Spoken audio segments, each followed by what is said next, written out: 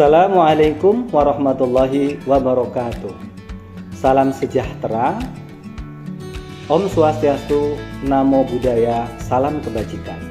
Perkenalkan, nama saya Saiful Anwar, SSMA, dosen tetap pada Program Studi Bahasa dan Sastra Indonesia, Departemen Bahasa dan Sastra, Fakultas Ilmu Budaya, Universitas Gadjah Mada, dengan nomor induk dosen nasional 0006118503. Sementara nomor induk pegawai saya 1185112018021001. Video ini dibuat dalam rangka pernyataan diri dosen dalam unjuk kerja Tridharma Perguruan Tinggi bidang pengajaran.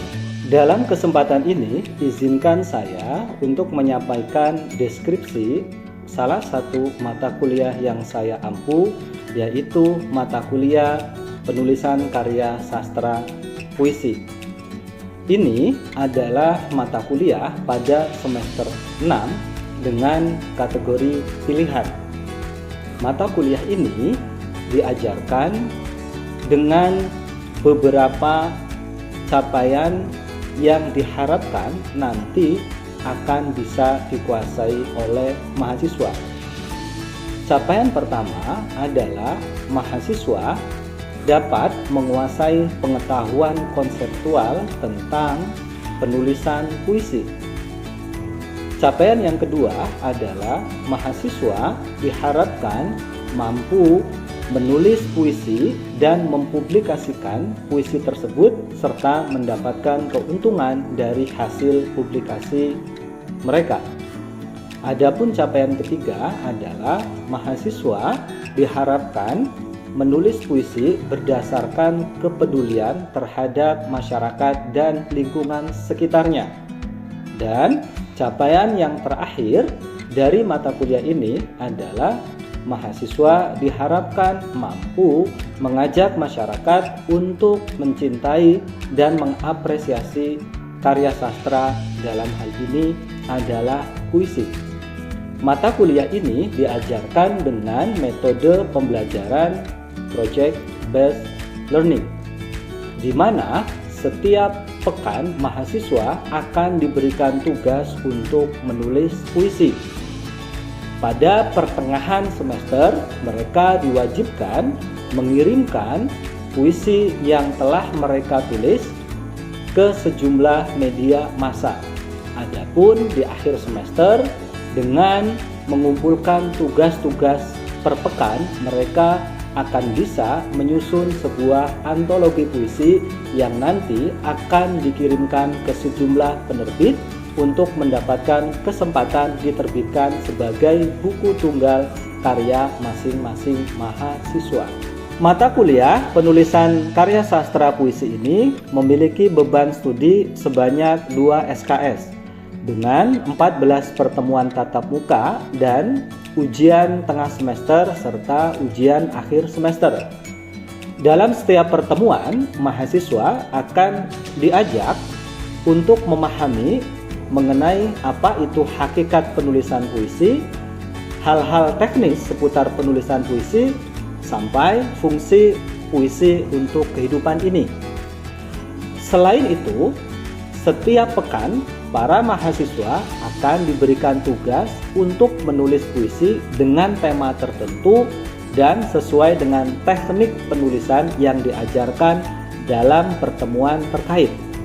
Mereka akan mengumpulkan karya melalui Google Drive, mengunggahnya, dan saya akan memberikan review untuk masing-masing puisi dan akan menjadi bahan diskusi pada pertemuan selanjutnya. Jadi, secara garis besar, perkuliahan berisi penyampaian materi dan diskusi karya mahasiswa. Adapun media pembelajaran yang digunakan adalah Google Drive dan juga SeaMaster yang dikelola oleh Universitas Gadjah Mada. Untuk referensi yang digunakan dalam perkuliahan ini berasal dari sejumlah sastrawan dan akademisi yang menulis tentang teori penulisan puisi. Asesmen untuk mata kuliah penulisan karya sastra puisi ini terdiri dari aktivitas partisipatif sebanyak 20%, hasil karya atau hasil kerja proyek penulisan puisi sebanyak 50%, dan penguasaan pengetahuan kognitif terkait penulisan puisi sebanyak 20%. Adapun bagaimana perkuliahan penulisan karya sastra puisi ini berlangsung dapat disimak dalam video simulasi perkuliahan berikut ini. Selamat menyaksikan. Oke, selamat pagi teman-teman semuanya. Assalamualaikum warahmatullahi wabarakatuh. Ya, teman-teman, untuk pertemuan kedua kali ini kita nanti akan sama-sama belajar mengenai hakikat apa itu menulis puisi. Selama ini teman-teman tentu sudah belajar tentang apa itu puisi. Tapi bagaimana menulis puisi? Saya yakin beberapa masih belum tahu. Meskipun saya juga percaya ada beberapa yang memiliki pengalaman menulis puisi. Sebagaimana saya sampaikan pada pekan lalu ketika pengantar kuliah dan sosialisasi RPS, bahwa untuk pertemuan kedua kali ini nanti sudah mulai ada penugasan penulisan puisi. Oke, sebelum saya sampaikan materi mengenai hakikat menulis puisi, ada beberapa pertanyaan pemantik yang perlu kita diskusikan bersama, teman-teman. Yang pertama adalah pertanyaan paling dasar, yaitu apa itu puisi? Kira-kira siapa yang mau menjawab? Oke, Mbak Selma, silakan, Mbak. Salah satu bentuk karya sastra yang mengungkapkan isi hati atau pikiran penulis dengan kata-kata indah atau menggunakan makna konotatif. Oke, bagus sekali. Ya, tepuk tangan untuk Mbak Selma. Ya, ini pengertian yang cukup komprehensif ya dari bagaimana puisi itu dimaksudkan, ada tujuan, kemudian juga ada bentuk dari puisi itu apa. Dan yang tadi perlu digarisbawahi adalah persoalan kata-kata yang indah, teman-teman. Ya, Mbak Selma dan saya yakin teman-teman yang lain juga punya anggapan bahwa puisi senantiasa berisi kata-kata yang indah. Persoalannya adalah indah adalah hal yang subjektif. Apa yang indah menurut saya belum tentu indah menurut Mbak Selma. Kalau demikian, maka apa yang menurut saya itu puisi bisa jadi bukan puisi oleh Mbak Selma. Gitu ya. Jadi apa itu puisi? Meskipun ini pertanyaan paling dasar dan mungkin beberapa di antara kita itu meyakini makna tunggal apa itu puisi, sebenarnya tidak demikian. Ada banyak definisi ya yang nanti akan menjadi tugas teman-teman untuk membaca secara mandiri. Oke, kemudian yang kedua, apa sih yang khas dari karya sastra berupa puisi ini? Apakah ada yang mau menjawab? Oke, silakan Mbak Putri ya. Oke, silakan Mbak Putri. Saat dengan pernyataan Selma, yang khas dari puisi adalah penggunaan bahasa, menggunakan majas dan simbolik. Kemudian juga sebuah puisi itu strukturnya itu terdiri dari pemadatan seperti bait dan juga baris. Kemudian juga puisi berbeda dengan karya sastra lain karena ketika dia disajikan ada unsur musikalitas, kemudian juga perasaan atau emosi yang dominan. Oke, ini juga definisi yang ini ya, yang bagus, yang sangat cukup mewakili anggapan atau asumsi umum tentang apa yang khas dari puisi. Tepuk tangan untuk Mbak Putri. Nah, teman-teman, tapi begini teman-teman, apa yang perlu digarisbawahi dari apa yang khas tadi itu adalah tadi ya soal pemadatan. bahwa sebenarnya apa yang padat di dalam puisi itu nanti berbeda dengan apa yang padat dalam karya ilmiah. Sebagaimana teman-teman tahu, karya ilmiah juga harus memiliki aspek kepadatan. Dia tidak boleh kemana-mana gitu, harus fokus, harus lugas dan seterusnya. Tapi apa yang kemudian membedakan adalah tadi simbolik, sifat simboliknya. Jadi yang padat adalah bentuknya, gitu ya, strukturnya, tetapi maknanya tidak padat. Dia maknanya justru luas, paham nggak? Jadi mungkin terdiri satu baris itu mungkin 3 kata, tapi dari 3 kata itu maknanya sangat luas. Ini berbeda dengan misalnya satu baris tulisan di dalam esai, ya, satu baris itu mungkin 10 kata, tapi maknanya justru sempit. Ya, jadi kepadatannya di sana ya. Nanti bedanya dengan karya tulis yang lain. Dan untuk yang ketiga ini juga perlu teman-teman. Puisi itu sebenarnya ditentukan oleh bentuknya atau isinya sih? Ya, Mbak Nandis. Jadi kalau menurut saya pribadi, kalau puisi itu ditentukan berdasarkan isinya. Soalnya meskipun berbaris-baris ataupun hanya dari satu kata pun itu dapat disebut sebagai puisi. Tapi lebih menyoroti kepada apa sih makna atau isi yang disampaikan penulis melalui puisi tersebut. Oke, tepuk tangan untuk Mbak Nandis ya. Isi ya. Tapi bagaimana kalau misalnya gini, ada satu puisi isinya tentang percintaan, tapi di sisi yang lain ada novel yang isi juga percintaan. Ya kan? Masing-masing sama isinya. Tapi kemudian kita menganggap enggak, yang ini novel, yang ini puisi. Berarti di sini bentuk juga menentukan. Ya, ini pertanyaan yang sebenarnya menjebak gitu ya. Puisi itu ditentukan ya oleh isi, ya oleh bentuk gitu. Karena kalau nanti terpaku ke bentuk, substansinya bisa lemah. Kalau terpaku ke isi gitu ya, bentuknya bisa jadi kurang dibandingkan bentuk yang lain, paham nggak? Kalau misalnya kita mau menulis puisi yang isinya adalah misalnya berkomunikasi ke orang lain atau menginformasikan kejadian, ya lebih baik dengan puisi misalnya, lebih baik dengan reportase, dengan teks berita gitu. Ya, jadi keduanya harus imbang. Tapi saya salut dengan jawaban dari Mbak Nandis yang fokus pada isi. Jadi mungkin selama ini ketika Mbak Nandis menulis itu sudah fokusnya pada isi. Tadi lengkapi dengan bentuk gitu ya. Oke, terakhir, mengapa definisi ini penting? Oke, siapa? Oh loh, cewek semua ini sekarang. Gila, ya silakan Gila, Mbak Gila. Oke, mungkin menurut saya di jawaban-jawaban dari teman-teman tadi, dengan penulis itu tahu definisi puisi itu apa. Sebelum menulis puisi itu kita jadi tahu landasan pemahamannya seperti apa, landasan berpikirnya seperti apa. Kemudian dalam pemilihan diksinya, pemilihan bahasanya, struktur dan unsur-unsur dalam puisi itu kita lebih paham gitu, Mas. Oke, tepuk tangan untuk Gila ya.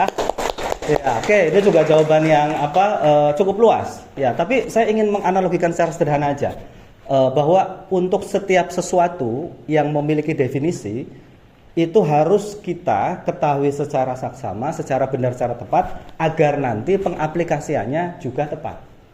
Kalau teman-teman misalnya mendefinisikan puisi adalah misalnya ini ya, misalnya itu karya sastra yang memuat beragam peristiwa dengan alur bla bla bla bla gitu. Maka puisi kalian akan seperti itu. Malah jadi cerpen kan misalnya. Jadi definisi ini penting untuk tadi sebagai fondasi bahwa ketika teman-teman tahu definisinya apa, nanti karyanya juga akan mengarah ke sana. Analogi yang lain misalnya, mohon maaf saya ambil dari dari khasanah umat muslim misalnya. Definisi sholat subuh apa? Sholat subuh itu misalnya ada yang mendefinisikan terdiri dari 3 rakaat, maka dia sholatnya 3 rakaat gitu. Nah, dia tahu bahwa definisinya 2, kayak gitu ya.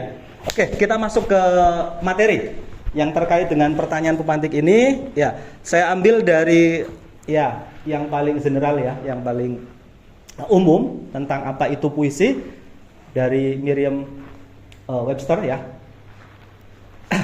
Jadi puisi itu merupakan karya tulis yang memformulasikan kesadaran imajinatif dengan bahasa yang terpilih. Tadi benar, ya. Ini relevan dengan apa yang tadi disampaikan oleh Selma. Bahasanya terpilih, teman-teman. Bahasa terpilih ini bisa dari yang pertama adalah mengambil kata. Kenapa kok yang diambil kata aku, bukan kata saya? Coba kalian ganti puisinya Aku, karya Chairil Anwar dengan saya misalnya, saya ingin hidup 1000 tahun lagi, gimana perasaannya? Beda kan? Itu sudah terpilih diksinya.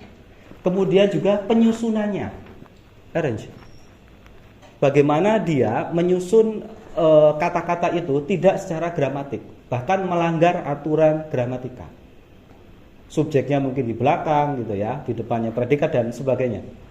Demi kebutuhan estetika dan pemaknaan tertentu yang nanti itu akan merepresentasikan aspek emosional. Ya, jadi pelanggaran terhadap gramatika tidak sembarangan melanggar, tapi ada tujuan tadi. Ya, untuk menyampaikan aspek emosional secara lebih kuat. Nah, nanti bentuknya itu bisa melalui makna, teman-teman. Ya, makna yang ingin disampaikan. Kemudian yang kedua itu melalui bunyi-bunyian suara. Lalu yang ketiga itu aspek rima. Nah, kalau untuk puisi kontemporer sekarang itu lebih banyak ke pemaknaan. Ya, nanti kita akan lihat mungkin di pertemuan-pertemuan berikutnya. Tapi yang jelas prinsipnya puisi itu menggunakan bahasa tingkat kedua. Ya, bukan bahasa begini, makna yang kemudian kita pakai itu adalah makna tingkat kedua.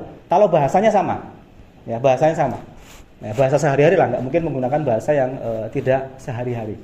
Lalu yang ketiga di sini juga teman-teman perlu tahu bahwa ada banyak sekali definisi puisi yang tidak perlu saya sampaikan satu persatu ya. Kalian nanti cari secara mandiri dan tentukan mana yang paling sesuai dengan karya kalian. Ya, tidak harus juga misalnya meyakini satu, bisa juga memformulasikan definisi menurut kalian sendiri. Tapi yang perlu digarisbawahi adalah definisi ini berkembang. Ya, kalau dulu masa pujangga baru itu kan sudah ditentukan puisi itu harus rimanya AB gitu loh. Nah, sekarang nggak bisa. Ada puisi yang tidak berima AB juga nggak masalah. Nah, kalau teman-teman misalnya definisinya nggak berkembang ya puisinya nggak berkembang. Gitu ya. Oke. Kemudian perlu juga ambil pendapatnya Ted Kruser dari bukunya ya, The Poetry Home Repair Manual tahun 2005 ini, teman-teman, bahwa ketika kita menulis puisi itu melalui beragam proses dari penulisannya kemudian merevisi. Jadi jangan kalian anggap menulis puisi itu sekali jadi, tidak. Bisa aja dibaca ulang, kemudian ada kata yang diganti, ada susunan yang dirombak dan lain sebagainya. Tapi yang jelas, yang perlu teman-teman ingat kalau menurut Ted Kruser adalah puisi merupakan bentuk komunikasi. Ya, maka dia mengatakan kalau ada puisi yang disimpan untuk diri sendiri itu terlalu berharga dan bahkan tidak bisa disebut puisi kan, orang lain nggak tahu kok gitu misalnya. Jadi dia memberi makna ketika di-share, ya, ketika dipublikasikan. Nah, menulis puisi ini teman-teman adalah pengalaman yang sangat berharga dan itu sudah dimulai dari mungkin sejak masa-masa lampau ya. Yang jelas puisi ini mengandung arti cara untuk mengkomunikasikan beberapa ide-ide yang abstrak, kemudian juga menceritakan peristiwa dan menunjukkan kepada dunia ya tentang sesuatu secara segar dan cara pandang yang baru. Ini puisi. Jadi garis bawahnya bagi saya adalah cara pandang yang baru. Nah, nanti akan lebih saya tekankan teman-teman. Nah, ini ya. Yang jelas kita belajar puisi ya sama seperti belajar hal-hal yang lain. Dia butuh ketekunan, dia butuh kesabaran, tidak sekali jadi. Ya, tadi saya sudah sampaikan menulis puisi harus dengan cara mendefinisikannya terlebih dulu.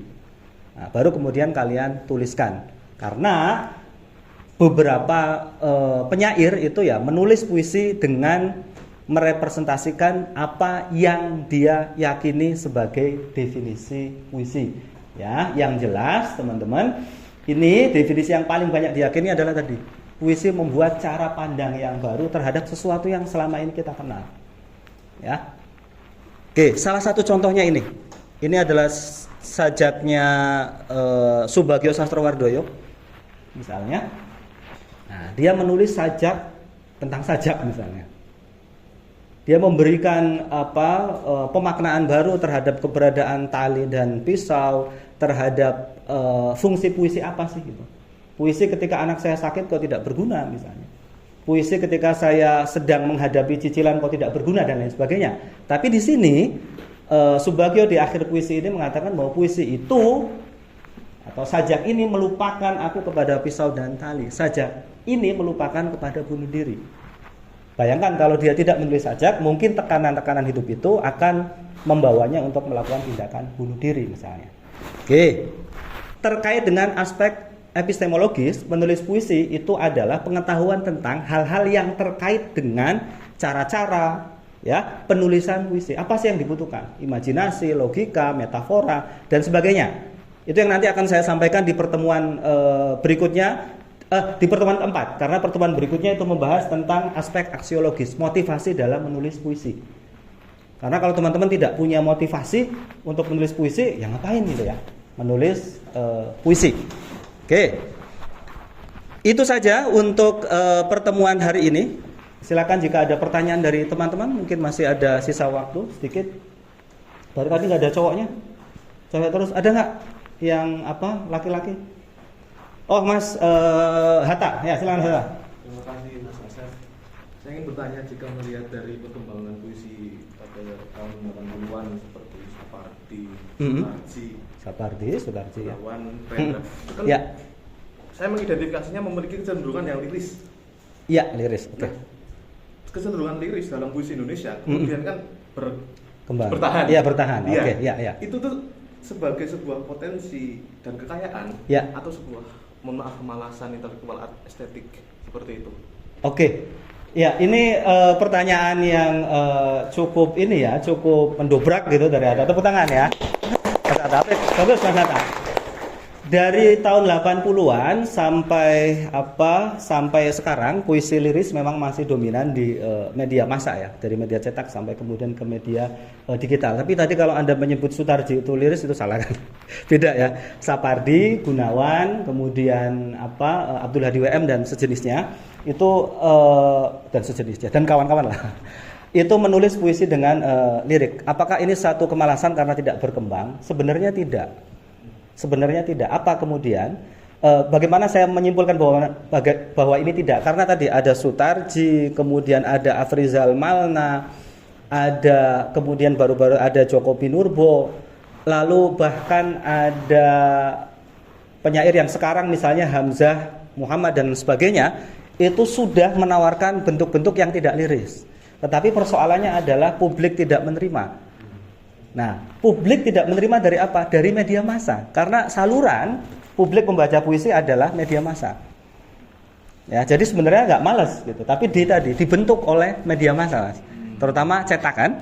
Waktu itu koran dan majalah yang banyak membuat puisi liris. Tapi di sisi yang lain, ini juga satu paradoks, Mas Hatta. Puisi yang ada di media cetak berbeda dengan yang ada di kepala orang awam. Silakan aja, ketika Anda meminta seseorang secara acak random menulis puisi, rata-rata itu gayanya gaya pujangga baru. Iya nggak? Ini kan jadi aneh. Nah, ini sesuatu tentu ini juga PR kita selaku mahasiswa Basindo untuk mengatakan bahwa puisi berkembang loh. Gitu. Puisi berkembang. Jadi kalau pertanyaannya apakah ini malas atau tidak? Bukan malas. Ada upaya tapi belum diterima. Gitu ya. Nah, sementara itu dulu. Nah, nanti kita bisa lanjutkan diskusi di luar kelas juga nggak apa-apa kalau mau lanjut tentang itu. Sip, makasih Mas Hatta. Ada yang lain mungkin? Ya, silakan Mbak. Saya Mbak, mohon maaf saya lupa. Oke, Mbak Vita. Baik, terima kasih atas kesempatan yang telah diberikan kepada Mas Asef untuk saya bertanya. Ya. Dari penjelasan yang sudah dipaparkan oleh Mas Asef tadi kan saya menyimpulkan bahwasannya antara bentuk dan isi dari puisi itu kan sama-sama penting. Ya. Lalu muncul pertanyaan dalam benak saya, dalam proses kreatif menulis puisi, mana yang lebih penting gitu? Apakah media dari puisi yang nantinya akan memuat puisi kita atau pembaca dari puisi tersebut? Oke, bagus. Tepuk tangan untuk Mbak Vita pertanyaannya. Wah. Ya, ini menarik ya. Ketika kita menulis puisi, apakah memikirkan media yang nanti akan memuatnya gitu atau memikirkan pembaca yang nanti akan baca puisi kita? Kalau menurut saya fokus pada pembacanya. Karena kalau media itu tidak jelas targetnya. Maksudnya ketika Anda misalnya akan menargetkan saya mau tembus puisi ke Kompas, maka Anda harus bekerja untuk mengkategorisasi apa sih kriteria puisi yang dimuat di Kompas. Ya kan?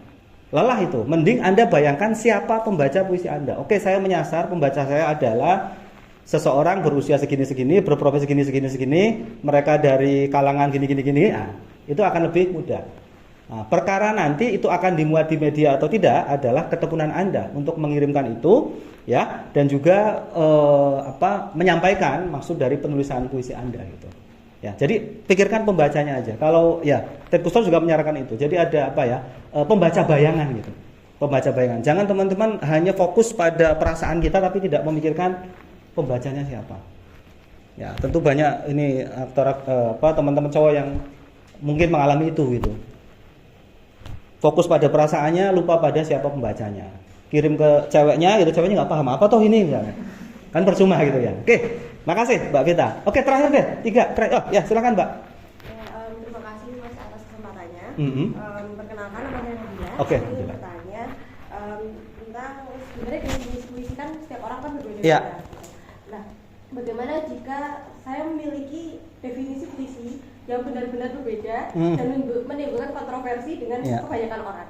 Oke, bagus sekali pertanyaan dari siapa tadi Mbak? Nabila, tepuk tangan untuk Nabila. Wow. Ya, itu tantangan saya kira ya. Dan